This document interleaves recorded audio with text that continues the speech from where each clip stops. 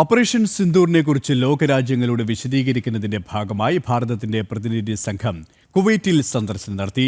ഭീകരതയ്ക്കെതിരെ ഇന്ത്യയുടെ ഉറച്ച നിലപാട് ശക്തമായി ആവർത്തിച്ചുകൊണ്ടായിരുന്നു 2 ദിവസത്തെ സന്ദർശനം സംഘം പൂർത്തിയാക്കി മടങ്ങിയത്.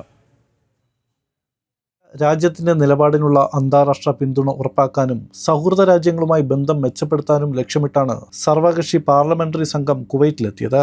ഭീകരതയ്ക്കെതിരായ രാജ്യത്തിന്റെ ഏകകമാന നിലപാട് ആഗോള സമൂഹത്തിനു മുന്നിൽ ശക്തമായി പ്രതിപാദിച്ചുകൊണ്ടായിരുന്നു വിവിധ രാഷ്ട്രീയ കക്ഷികളുടെ പ്രതിനിധികളടങ്ങിയ സംഘം സന്ദർശനം വിജയകരമായി പൂർത്തിയാക്കിയത്.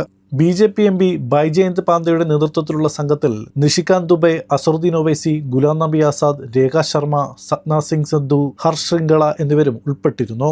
സന്ദർശനത്തിന്റെ ഭാഗമായി സംഘം കുവൈറ്റിലെ ഉപപ്രധാനമന്ത്രിയുമായി ഔപചാരിക കൂടിക്കാഴ്ച നടത്തി.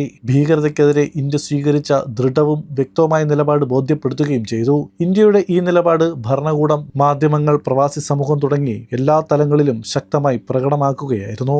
2 ദിവസത്തെ സന്ദർശനത്തിന് കുവൈറ്റിലെത്തിയ സംഘം 250 വർഷത്തെ ഇന്ത്യ കുവൈറ്റ് സൗഹൃദം എന്ന പ്രദർശനം, മസ്ജിദുൽ കബീർ, കുവൈറ്റ് ടവർ തുടങ്ങിയ പ്രധാന സന്ദർശന കേന്ദ്രങ്ങളിലും എത്തി. ഇന്ത്യയിലെ വിവിധ ഭാഗങ്ങളിൽ നിന്നുള്ള പ്രവാസികളുമായി സംവദിക്കുകയും മാധ്യമപ്രവർത്തകരുമായി പ്രത്യേക ചർച്ച നടത്തുകയും ചെയ്തു. ഇന്ത്യയുടെ ഭീകരവിരുദ്ധ നിലപാടിന് അന്താരാഷ്ട്ര പിന്തുണ ഉറപ്പാക്കാൻ ലക്ഷ്യമിട്ട് നടത്തപ്പെട്ട ഈ സന്ദർശനം കുവൈറ്റിലെ പൊതുസമൂഹത്തിൽ ഊട്ടിയുറപ്പുള്ള പ്രതികരണമുണ്ടാക്കാൻ സാധിച്ചതായി സംഘം അറിയിച്ചു. ജനം, കുവൈറ്റ്.